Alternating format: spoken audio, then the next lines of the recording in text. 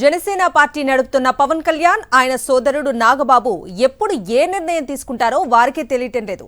స్థిరత్వం లేక పూటకో మాట రోజుకో మాట మాట్లాడుతూ క్యాడర్ను కన్ఫ్యూజ్ చేస్తున్నారు. పవన్ ఎక్కడి నుంచి పోటీ చేస్తారో ఇప్పటి వరకు క్లారిటీ లేదు.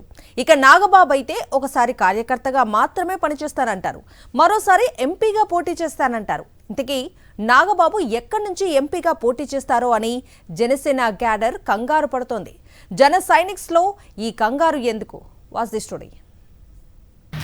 పక్క పార్టీల కోసం ఏర్పాటైన జనసేన చరిత్ర అంతా గందరగోళమే. పార్టీ అధినేతగా ఉన్న పవన్ కళ్యాణ్ టీడీపీ అధినేత చంద్రబాబు కోసమే తన శక్తినంతా వినియోగిస్తున్నారు. చంద్రబాబు దత్తపుత్రుడిగా ప్యాకేజీ స్టార్ గా పేరు తెచ్చుకున్న పవన్ ఆ పేరు సార్థకం చేసుకునేందుకు కష్టపడుతున్నారు.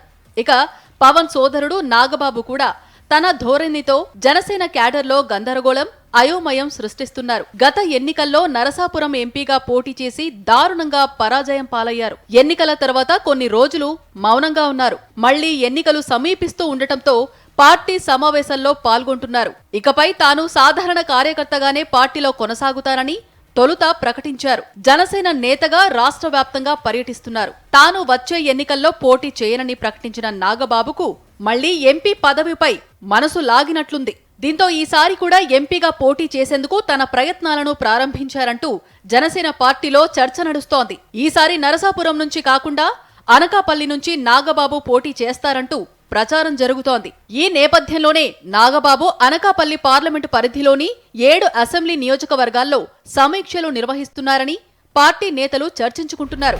ఎన్నికల్లో పోటీ చేయబోనని నాగబాబు చెబుతున్నా ప్రత్యేకంగా అనకాపల్లి నియోజకవర్గంలో సమీక్ష నిర్వహించడంపై పార్టీ నేతల్లో అనేక సందేహాలు వ్యక్తమవుతున్నాయి. తన మనసులో మాటను నాగబాబు పైకి చెప్పకపోయినా జరుగుతున్న పరిణామాలు చూసి జనసేన క్యాడర్ అయోమయానికి గురవుతోంది. మరోవైపు అనకాపల్లి ఎంపీ సీటులో టీడీపీ నుంచి తాను పోటీలో ఉన్నానంటూ బైరా దిలీప్ చక్రవర్తి ప్రచారం చేసుకుంటున్నారు. ఇప్పటికే నియోజకవర్గాల వారీగా తిరుగుతున్నారు.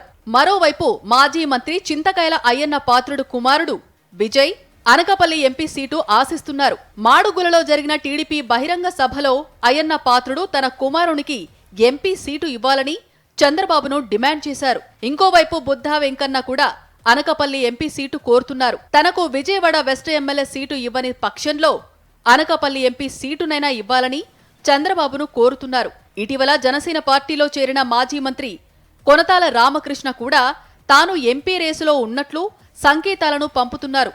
అనకాపల్లి ఎంపీ సీటు హామీతోనే కొనతాల జనసేనలో చేరినట్లు ఆయన వర్గీయులు చెబుతున్నారు. టీడీపీ జనసేన పొత్తులో భాగంగా అనకాపల్లి సీటు ఏ పార్టీకి సీటు వస్తుందో తెలియని పరిస్థితి 2 పార్టీల క్యాడర్లో నెలకొంది.